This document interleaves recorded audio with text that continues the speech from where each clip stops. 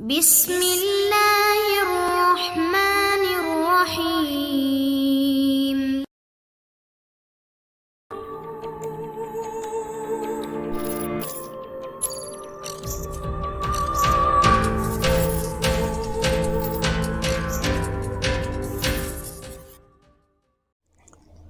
السلام علیکم دوستو، جاسوسی دنیا کرنل فریدی ناول بائی ابن صفی۔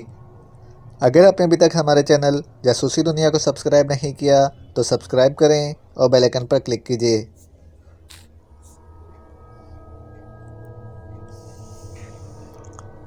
بڑی دشوار گزار چٹانیں تھیں، لیکن فریدی کسی پیشہ ور کوہ پیما کی طرح تیزی سے راستے طے کر رہا تھا۔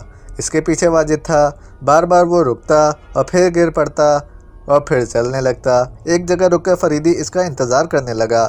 وہ اس وقت میک اپ میں تھا اور واجد کے لیے اجنبی۔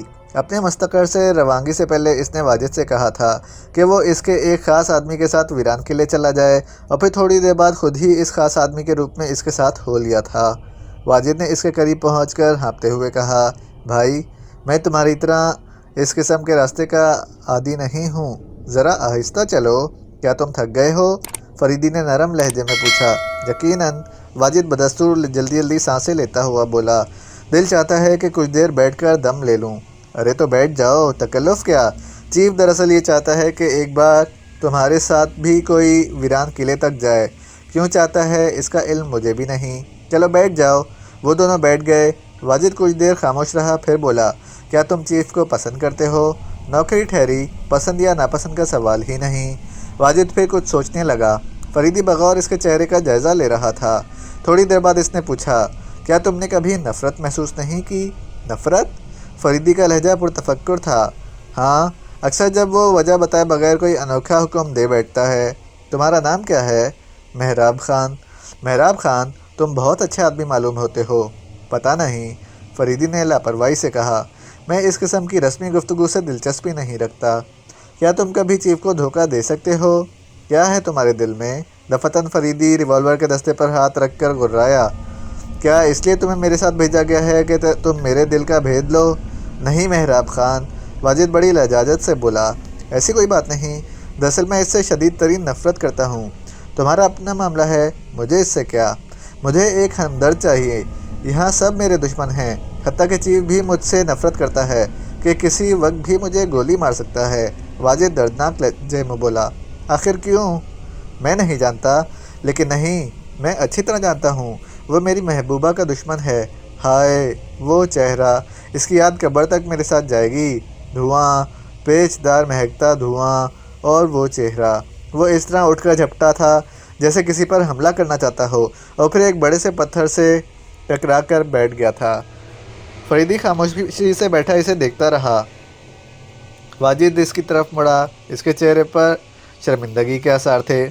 ایسا معلوم ہوتا تھا جیسے ابھی جاگا ہو۔ چوٹ تو نہیں آئی؟ فریدی نے اپنی جگہ سے اٹھتے ہوئے نرم لہجے میں کہا، نہیں۔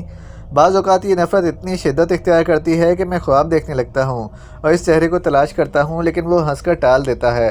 آج بھی دیکھ لو، خود تو ساتھ نہیں آیا، تمہیں بھیج دیا۔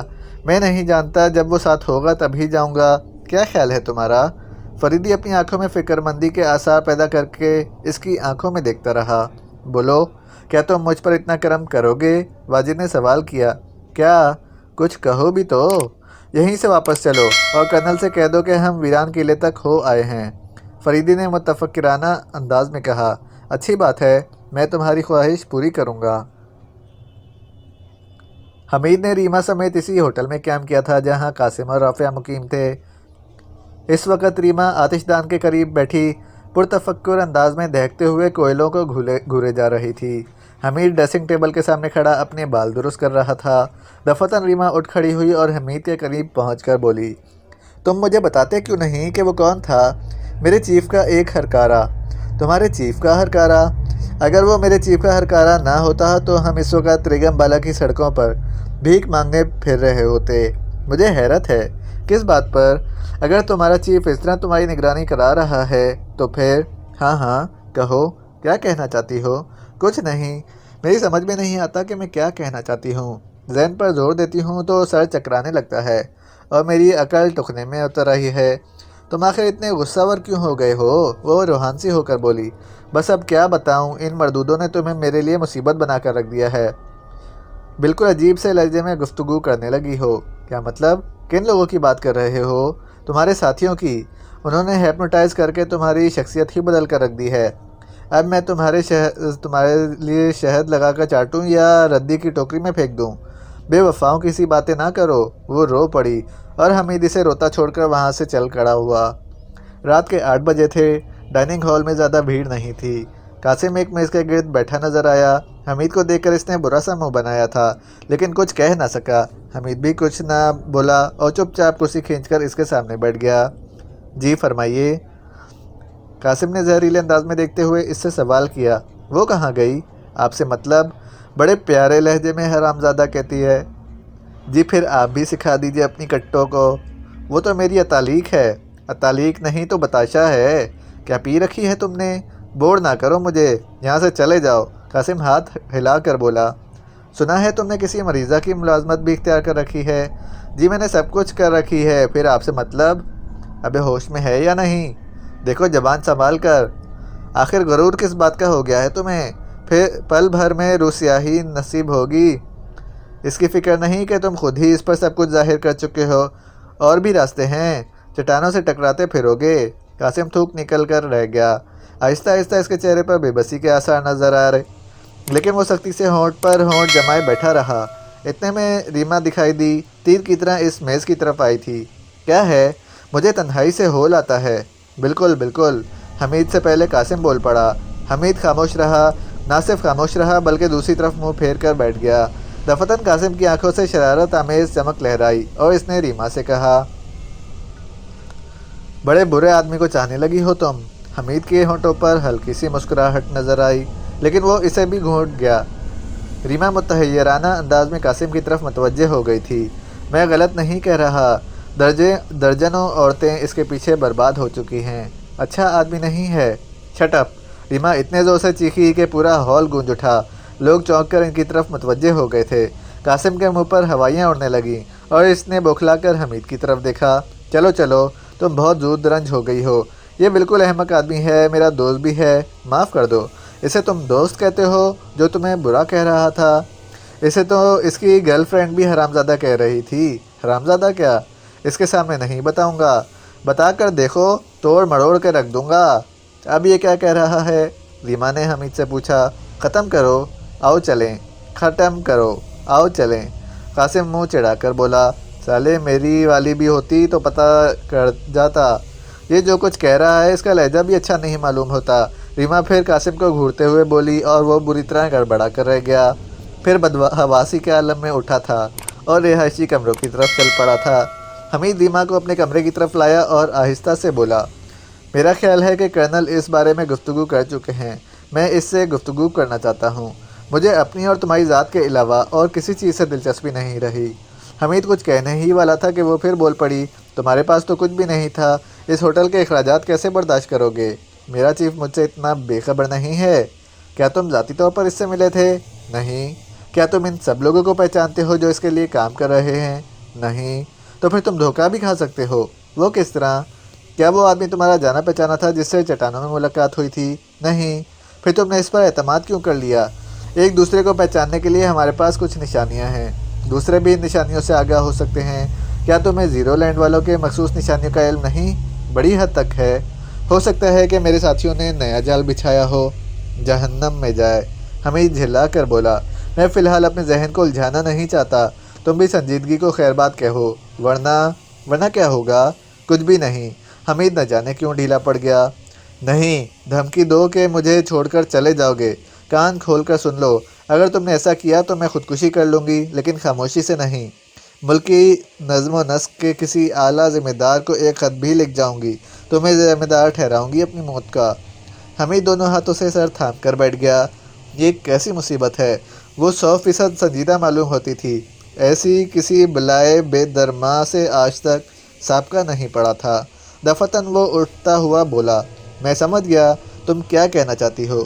کیا سمجھ گئے؟ یہی کہ جن لوگوں نے تمہیں ہیپنوٹائز کیا تھا وہ میرے چیف کے آدمی نہیں تھے، تمہاری ہی تنظیم سے تعلق رکھتے تھے۔ ہاں، میں یہی کہنا چاہتی ہوں۔ مجھے تو ہوش ہی نہیں تھا۔ تمہارے بیان سے اندازہ ہوتا ہے کہ انہوں نے تمہیں باور کرانے کی کوشش کی ہوگی کہ وہ تمہارے چیف کے آدمی ہیں، اور انہوں نے مجھے ہیپنوٹائز کر کے میری حقیقت معلوم کر لی ہے۔ کہیں میں تمہیں دھوکہ تو نہیں دے رہی ہوں؟ ہاں، میرا یہی خیال ہے۔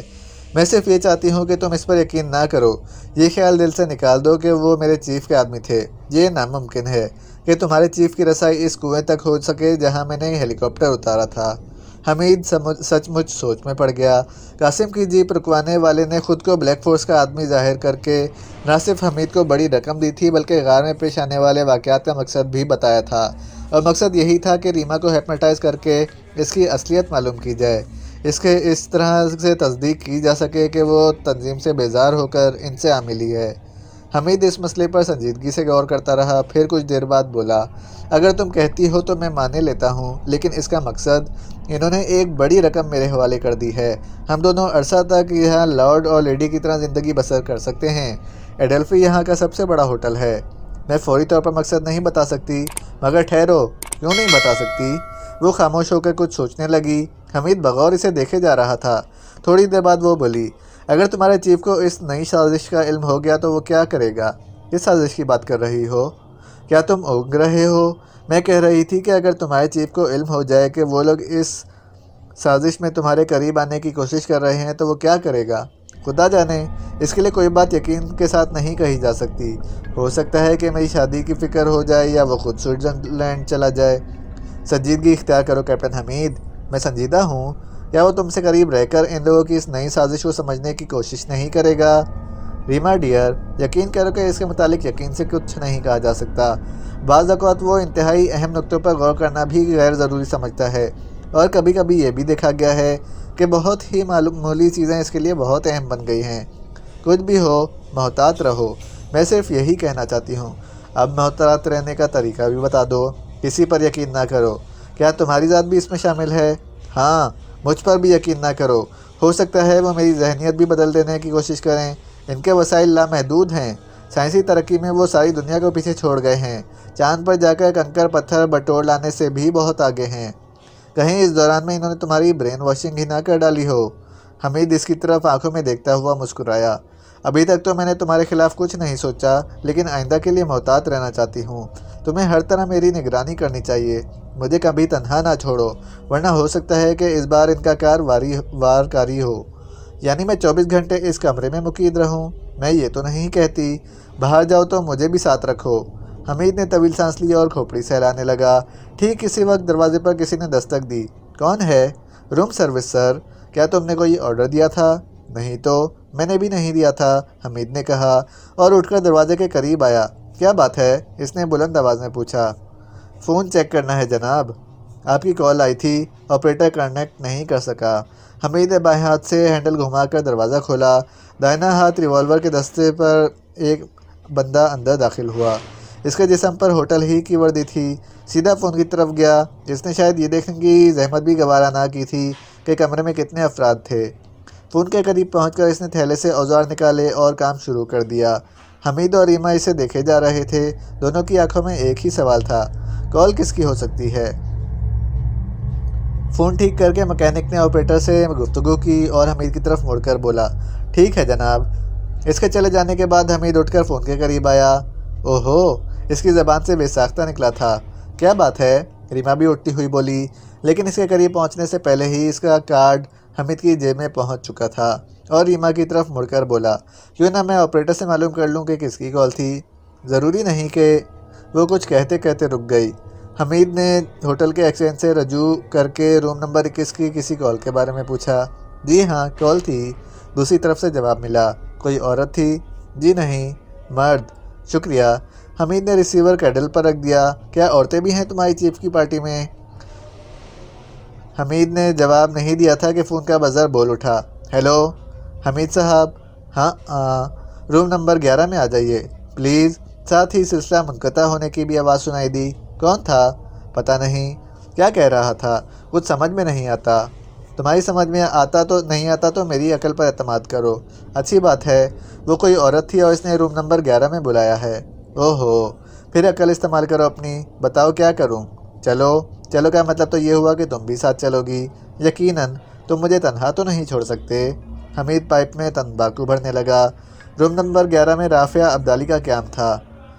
قاسم حمید کو اس کے متعلق سب کچھ بتا دینے کے بعد رازدارانہ لہجے میں بولا تھا، یار مجھے تو ایسا لگتا ہے کہ کرنل صاحب پہ عاشق ہو گئی ہے۔ تم سوچنے لگے؟ حمید نے اسے ٹوکا۔ میں کچھ نہیں۔ اچھا چلو۔ جیسے ہی حمید نے دروازہ کھولا کوئی اسے دھکا دیتا ہوا اندر گھس آیا۔ ریما کے حلق سے گھٹی گھٹی چیخ نکلی تھی اور قبل اس کے کہ حمید سنبھلتا، آنے والے نے ان دونوں کو اپنے ریوالور سے کور کرتے ہوئے کہا، اب کسی کی آواز نکلی تو فائر کر دوں گا، اپنے ہاتھ اٹھاؤ۔ یہ کوئی مقامی آدمی تھا لیکن اس نے انہیں انگریزی میں مخاطب کیا تھا۔